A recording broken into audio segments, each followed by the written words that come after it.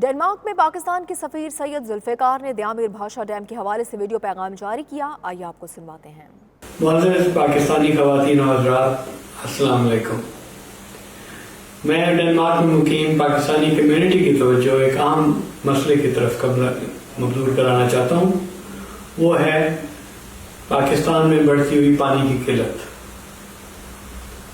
اس کے لیے prime minister of Pakistan Imran Khan صاحب اور chief justice of Pakistan Saqib Nisar صاحب کی ہدایات پہ دیامیر بھاشا اینڈ محمد ڈیم فنڈ قائم کیا گیا ہے.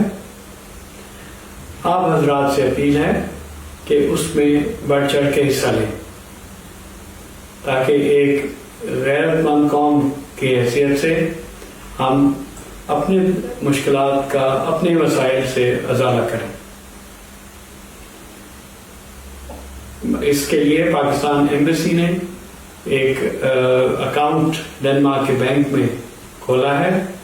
اس اکاؤنٹ کی پوری تفصیلات ہم نے ایمبیسی کی ویب سائٹ پہ اور فیس بک پیج پہ ڈال دی ہے.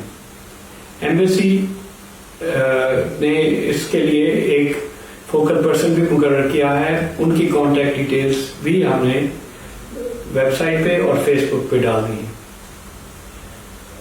میں نے خود کئی تقریبات میں پاکستانی کمیونٹی کی جو اس سلسلے میں ہوئی اس میں شرکت کی ہے.